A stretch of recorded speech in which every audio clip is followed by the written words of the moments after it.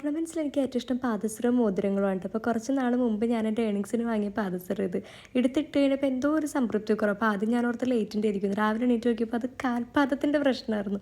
Dark സ്പോട്ട്സും dryness ഒക്കെ ആയിട്ട് ആ പാദസരത്തിൻ്റെ ഭംഗി തന്നെ പോണാറ് തോന്നി.